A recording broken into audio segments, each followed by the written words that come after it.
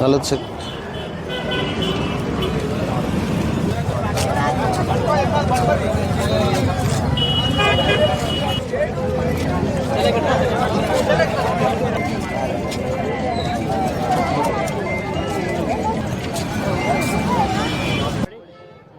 జిల్లాలోని జ్యోతిష్మతి ఇంజనీరింగ్ కళాశాలలో విద్యార్థులను ఫీజుల పేరిట దోపిడీ చేస్తున్నారు.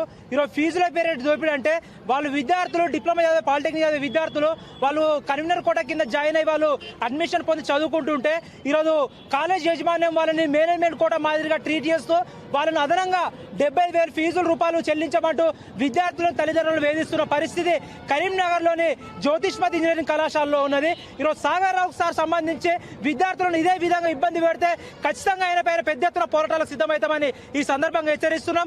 దాంతో పాటు ఈరోజు తెలంగాణ ప్రభుత్వం కాంగ్రెస్ ప్రభుత్వం ఈరోజు అధికారంలోకి వచ్చి స్కాలర్షిప్ ఫీజు రియంబర్స్మెంట్ అయ్యాక విద్యార్థులు ఇబ్బంది పెడుతుంది.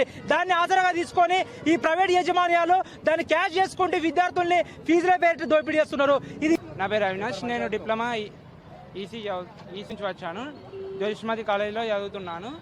ఇప్పుడు మమ్మల్ని ఫస్ట్లో ఫీ అడగలేదు, 39,000 వరకు పెంచుకున్నామని కాలేజ్ నుంచి చెప్పారు. చెప్తే స్కాలర్షిప్ ఏమో 14,900 వస్తుంది, మిగతాది 24,100 కట్టమన్నారు.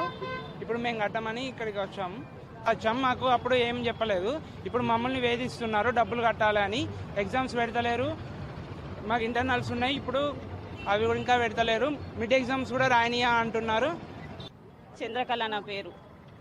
మా అమ్మాయి సెకండ్ ఇయర్ చదువుతుంది, డిప్లొమా సెకండ్ ఇయర్. మేము కాలేజీ జాయినింగ్కి పోయినప్పుడు అడ్మిషన్ ఫీజు కట్టండి, మీకు ఫ్రీ సీట్ వచ్చింది పాలిటెక్నిక్లో అని చెప్పారు. అని అంటే మేము పాలిటెక్నిక్ రాపిస్తేనే మాకు ఫ్రీ సీట్ వస్తేనే కదా సార్ మేము ఆ కాలేజీలోకి పోయింది.